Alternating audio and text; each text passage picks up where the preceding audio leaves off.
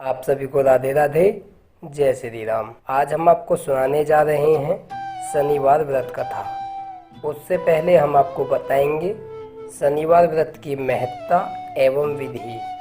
शनि सूर्य पुत्र हैं, किंतु उग्र स्वभाव के होने के कारण पिता पुत्र में वैर भी है। जहाँ ये अपना स्थान बना लेते हैं वहाँ से शीघ्र हटते नहीं।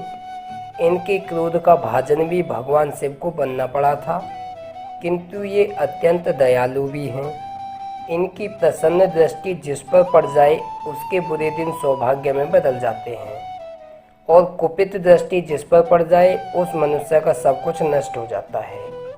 यही कारण है कि नवग्रहों में शनि को अत्यंत कुटिल एवं क्रोधी ग्रह माना गया है। वैसे शनि लाभ बहुत ही कम करते हैं। इसका कारण है इनकी अन्य ग्रहों से शत्रुता। व्यक्ति यदि शनि तथा उनके मित्र ग्रहों से प्रभावित हो तो शनि प्रसन्न होकर उसके भाग्य में चार चांद लगा देते हैं। यदि शनि के सहायक ग्रह उनके शत्रु हैं तो शनि उनके भाग्य को पलटने में देर नहीं लगाते। यदि मनुष्य सच्चे हृदय से दीनहीन होकर अहंकार को त्याग कर इनको उचित तरीके से आर्त स्वर में पुकारता है तो ये अत्यधिक द्रवित होकर उस पर अपनी कृपा दृष्टि रखते हैं। यही कारण है कि वेदों पुराणों में शनि को देवता की श्रेणी में रखकर इनको आदर सम्मान दिया गया है। अब हम आपको सुनाने जा रहे हैं शनिवार व्रत कथा। एक समय की बात है कि सूर्य, चंद्र आदि नवग्रह एक स्थान पर इकट्ठे हुए। उनमें परस्पर वार्तालाप, तर्क वितर्क होते होते बात यहाँ तक आ पहुँची कि हम में कौन सबसे श्रेष्ठ है। प्रत्येक ग्रह स्वयं श्रेष्ठ एवं पूजनीय कहने लगा। काफी वाद विवाद होने पर भी इस बात का निर्णय नहीं हो सका कि कौन सर्वाधिक श्रेष्ठ एवं पूजनीय है। अंत में यह निर्णय हुआ कि देवराज इंद्र के पास चलकर उनके समक्ष ही इस प्रश्न के समाधान का उपाय किया जाए। इस प्रकार सभी ग्रह इंद्र के पास पहुँचे और अपनी समस्या उनके समक्ष रखते हुए इसके समाधान करने की प्रार्थना की। ग्रहों की बातें सुन इंद्र असमंजस में पड़ गए कि किसे वह श्रेष्ठ बताएं, किसकी श्रद्धा के पात्र बने और किसकी मानहानि कर उसके कोप का भाजन बने। अंत में वह इस बात का निर्णय करने में अपनी असमर्थता व्यक्त करते हुए बोले, मैं अल्पबुद्धि इस बात का समाधान करने में असमर्थ हूँ। मैं अपनी दृष्टि में सबको श्रेष्ठ समझता हूँ और सबका आदर सम्मान करता हूँ।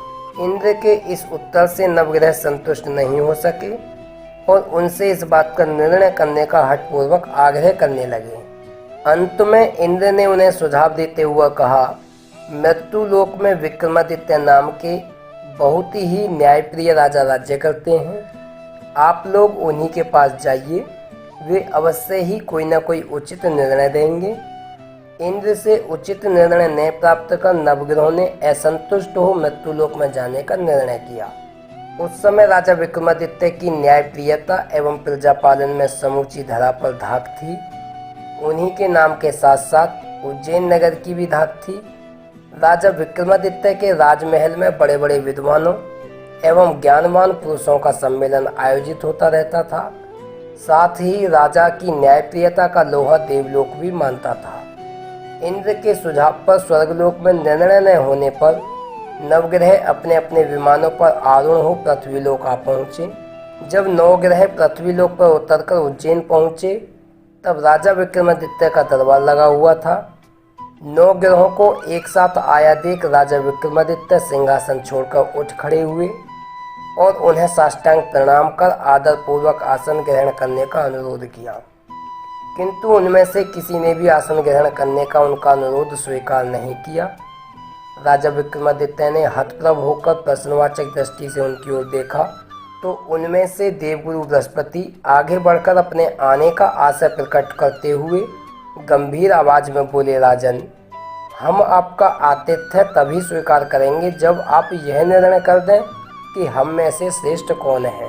राजा विक्रमादित्य इस संकट से पलभर तो घबरा गए, परंतु शीघ्र ही अपने को संयत करते हुए उन्होंने मन ही मन एक युक्ति सोच ली। दरबार में छोटे छोटे आसनों की एक पंक्ति प्रवेश द्वार तक चली गई थी। राजा ने उन लोगों से कहा कि आप लोग यहाँ आसन ग्रहण करें और मैं सोचकर अभी इसका निर्णय किए देता हूँ। ऐसा कहकर राजा अपने सिंहासन पर बैठ गए। सिंहासन के अत्यंत निकट जो आसन पड़ा था उस पर शीघ्रतापूर्वक बृहस्पति देव जा बैठे। उनके अगले आसन पर सूर्य देव बैठे। सूर्य देव के निकट चंद्रमा और इसी क्रम में मंगल, बुध, राहु, केतु इत्यादि ने भी अपना अपना आसन ग्रहण कर लिया। पंक्ति में 8वें थे भार्गव, किंतु उन्हें भी यह संतोष था कि उनके बाद शनि का आसन था।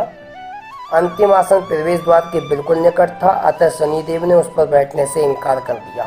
राजा विक्रमादित्य का विचार था कि अंतिम आसन पर जो बैठेगा वह उसे ही सर्वश्रेष्ठ घोषित कर देंगे, परंतु यहाँ तो परिणाम ही उल्टा होने लगा। अपना आसन प्रवेश द्वार पर देख शनिदेव क्रोधित हो गए। शनिदेव को क्रोध में देखकर राजा विक्रमादित्य घबरा गए। जो आसन वहाँ पड़े थे वे क्रमबद्ध सोने, चांदी, कांसे, पीतल, रांगे, जस्ता, अभ्रक, लोह आदि धातुओं के बने थे। अंतिम आसन लोह धातु का बना था, अतः शनिदेव ने अपना अपमान समझते हुए उन पर बैठने से इनकार कर दिया। शनिदेव का क्रोध तीनों लोकों में प्रसिद्ध है। जब वे आसन पर नहीं बैठे तो अन्य ग्रह अट्टहास पूर्वक हंस पड़े। वह इस प्रकार अपना अपमान होते देखकर क्रोधित हो उठे। उनकी आंखें रक्तवर्ण हो उठीं। उन्होंने क्रोध से कांपते हुए गंभीर वाणी में कहा, हे राजा विक्रमादित्य, तुमने मेरा अपमान कर मुझसे वैर लेकर अच्छा नहीं किया। तुम्हें यह ज्ञात होना चाहिए कि सूर्य एक राशि पर 1 माह, चंद्रमा मात्र 2.25 दिन, मंगल 1.5 माह, बृहस्पति 13 माह, बुध और शुक्र 1-1 माह, राहु और केतु उल्टे चलकर 18 माह तक एक राशि पर रह सकते हैं, किंतु मैं एक ही राशि पर 30 माह तक रह सकता हूँ। मेरी गति का प्रमाण है कि जब भगवान राम पर 7.5 आई तो उनको वनवास हो गया। रावण पर 7.5 आई तो भगवान राम ने ससैन्य लंका पहुंचकर रावण सहित उसके समूचे वंश का नाश कर दिया। हे राजा विक्रमादित्य, तुमने मेरे शौर्य एवं महत्ता को सबसे कम आंका है, अतः तुम्हें मेरे किए गए अपमान का कोपभाजन बनना होगा। अब तुम सावधान होकर मेरे अपमान का दुष्परिणाम देखो। यह कहकर शनिदेव अपने वाहन पर आरूढ़ हो अपने स्थान की ओर रवाना हो गए। शेष ग्रह भी विक्रमादित्य के निर्णय से संतुष्ट होकर अपने अपने स्थान पर चले गए। इधर राजा का कुछ समय ठीक ठाक चलता रहा, किंतु शीघ्र ही उन पर शनि की दृष्टि फिरी और उन पर शनि की 7.5 का योग आ गया। उन्हीं दिनों उज्जैन नगर में घोड़े का एक व्यापारी घोड़े बेचने के लिए आया। यह व्यापारी कोई और नहीं, स्वयं शनिदेव ही थे। सुंदर और उत्तम राशि के घोड़े देखकर राजा का मन लालच से भर गया। राजा ने घोड़ों को खरीदने का आदेश दिया। उन्हीं घोड़ों में से एक घोड़ा अत्यंत उच्च कोटि का था। उसका नाम भंवर था। राजा उस घोड़े पर मोहित हो गए। वह व्यापारी से उस घोड़े पर चढ़कर परीक्षण करने की सहमति लेकर घोड़े पर जा बैठे। राजा के घोड़े पर बैठते ही वह घोड़ा तेजी से चल पड़ा। राजा पर तो श्री शनि का प्रभाव हो चुका था, अतः वे यह न समझ सके कि घोड़ा कहाँ जा रहा है। इधर घोड़ा तीव्र गति से दौड़ते हुए उन्हें लेकर एक बियाबान जंगल में पहुंचा और उन्हें गिराकर भाग गया। राजा अकेले उस बियाबान जंगल में भटकने लगे।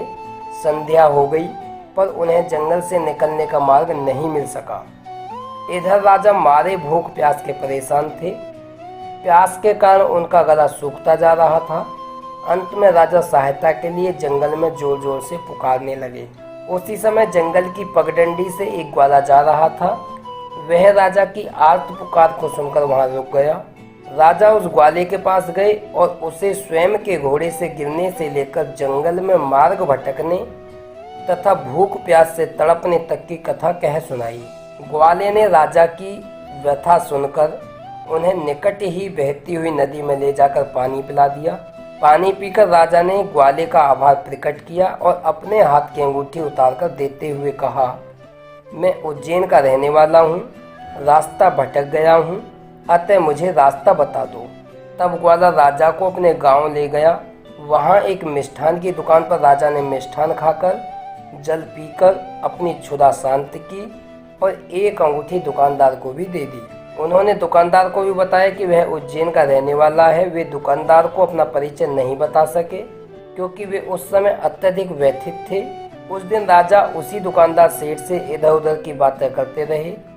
संयोग से उस दिन उस दुकानदार सेठ की बहुत अधिक बिक्री हुई और काफ़ी लाभ हुआ।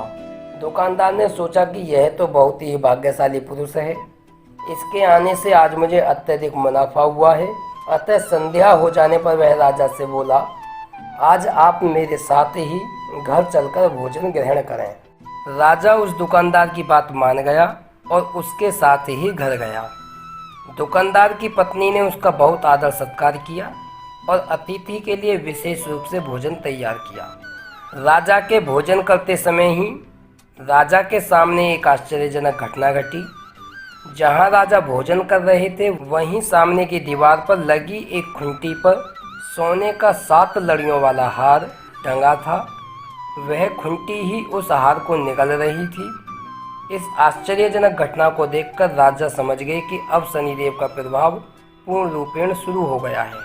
अब उनका भाग्य शनिदेव के प्रकोप के आगे लाचार हो गया है और उन्होंने स्वयं को तैयार कर लिया।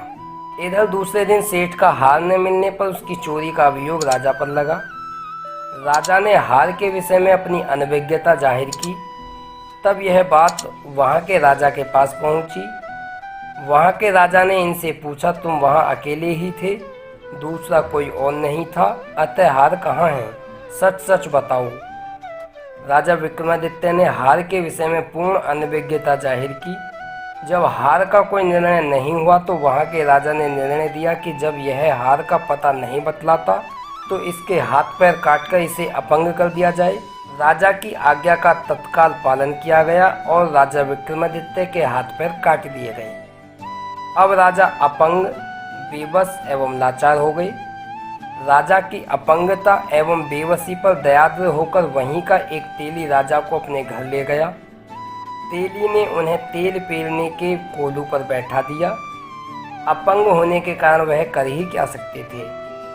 वह कोलू पर बैठे बैठे बैल हाँकते रहते। इसके बदले वह तेली उन्हें भोजन और वस्त्र देता रहा। इस पर तेली के यहाँ समय व्यतीत करते करते बहुत दिन हो गए। राजा पर से शनिदेव का समय भी समाप्त हो गया। वर्षा काल का समय था। राजा कोलू हाँकते हाँकते रात्रि काल में मल्हार राग पर आधारित कोई गीत गाने लगे। जहाँ तेली का घर था वहीं राजा का महल भी था और उस महल के एक कमरे की खिड़की तेली के घर की ओर खुलती थी। वह जिस कमरे की खिड़की थी उसी में राजकुमारी रहती थी। रात्रि के समय मल्हार राग सुनकर राजकुमारी विमोहित हो गई। ऐसा दिव्य संगीत उसने पहले कभी नहीं सुना था।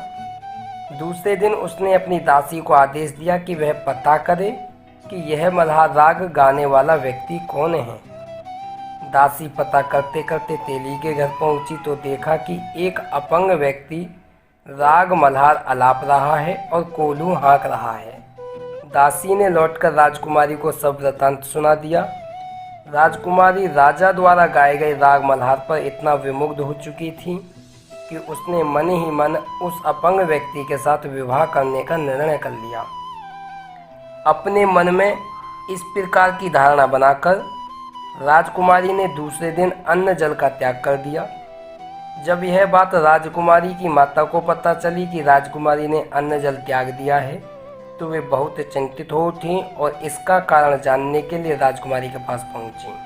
राजकुमारी अपने मन की बात माता से बताकर बोली, माँ, मैं उसी अपंग व्यक्ति से शादी करूंगी। रानी बेटी की बातें सुनकर आश्चर्य में पड़ गई। उन्होंने राजकुमारी को बहुत समझाया बुझाया, परंतु राजकुमारी ने हठपूर्वक कहा कि यदि शादी करूंगी तो उसी से, अन्यथा अन्न जल त्याग कर प्राण दे दूंगी।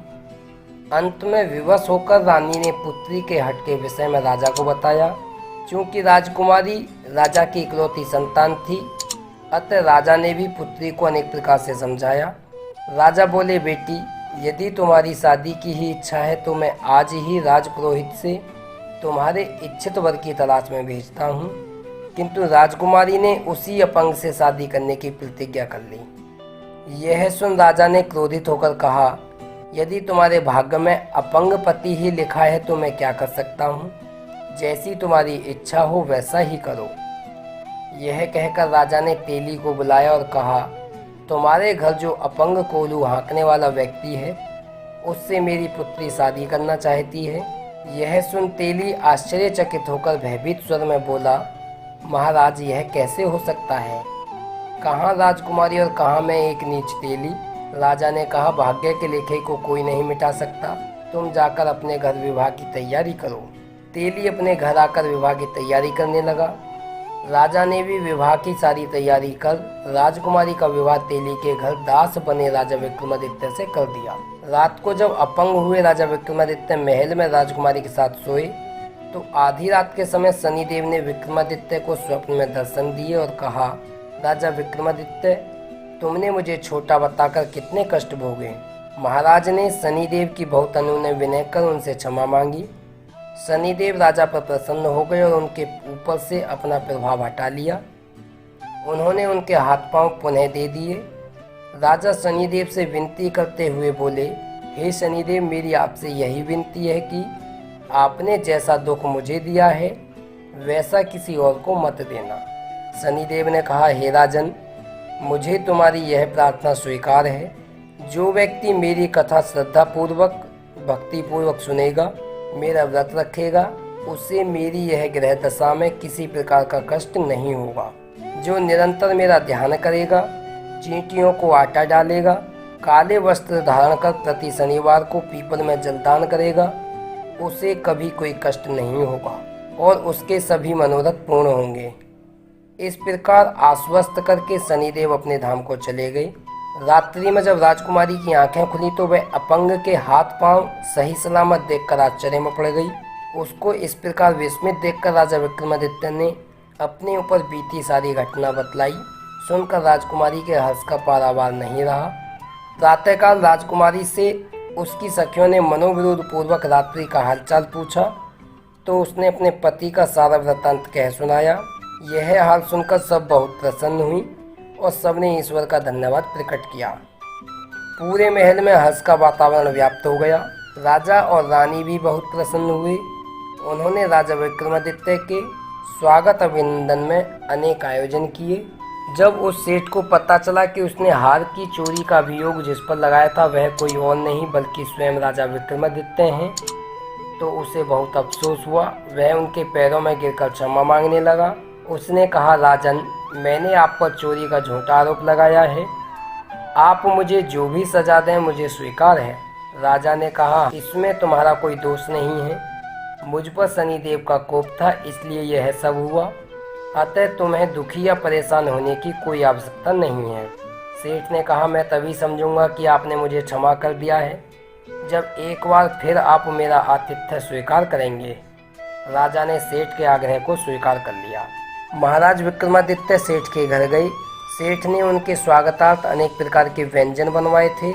जिस समय राजा उसी स्थान पर बैठे भोजन कर रहे थे तो देखा कि वही खुंटी हार को उगल रही थी। यह दृश्य देख सभी लोग आश्चर्य में पड़ गए। जब भोजन समाप्त हुआ तो सेठ ने राजा को बहुत सी स्वर्ण मोहरों के साथ अपनी कन्या का हाथ राजा को पकड़ाते हुए अनुरोध किया कि महाराज, मेरी यह तुच्छ भेंट स्वीकार करें। राजा विक्रमादित्य ने उनकी भेंट स्वीकार कर ली। तब सेठ ने अपनी कन्या का विवाह राजा के साथ कर दिया और बहुत सा दान दहेज दिया। कुछ दिन तक इस राज्य में निवास करने के पश्चात राजा विक्रमादित्य ने अपने ससुर राजा से उज्जैन जाने की इच्छा व्यक्त की। राजा ने सोचते हुए उनके जाने की अनुमति व व्यवस्था कर दी। इस प्रकार कुछ दिन बाद राजा विक्रमादित्य ने अपनी दोनों पत्नियों राजकुमारी एवं सेठ कन्या को विदा कराकर दोनों ससुरालों से अनेक दास दासियां, रथ पालकियां आदि दहेज लेकर उज्जैन के लिए प्रस्थान किया। जब वे अपनी राजधानी के निकट पहुंचे और पूर्ववासियों ने राजा विक्रमादित्य के वापस आने का समाचार राजमहल एवं रनिवास तक पहुंचा तो पूरे राजमहल में हर्ष का वातावरण छा गया। उज्जैन की समस्त प्रजा ने राजा एवं नवपरिणीता रानियों को आदरपूर्वक राजमहल में पहुंचाया। राजा प्रसन्नता पूर्वक अपने राजमहल में पधारे। सारे नगर में उत्सव मनाया गया। रात्रि में दीपमाली का उत्सव मनाया गया। दूसरे दिन ही राजा ने दरबार में बैठकर यह घोषणा करवाई कि शनि देवता ही सभी ग्रहों में सर्वोपरि हैं। इस प्रकार राजा विक्रमादित्य के संपूर्ण राज्य में श्री शनि पूजन और कथा श्रवण होने लगा। राजा प्रजा सब सुखी हो गई, सर्वत्र आरोग्य एवं शांति छा गई। इस प्रकार जो भी कोई शनिदेव की कथा पढ़ता या सुनता है, शनिदेव की कृपा से उसके सारे दुख दूर हो जाते हैं। इस तरह व्रत के दिन शनिदेव की कथा अवश्य सुननी चाहिए। अगर आप भी शनिदेव का व्रत करते हैं तो इस कथा को अवश्य सुनें। ऐसी ही कथाएं सुनने के लिए हमारे चैनल को सब्सक्राइब करें और कमेंट करके बताएं कि आपको ये कथा कैसी लगी। राधे राधे, जय श्री राम।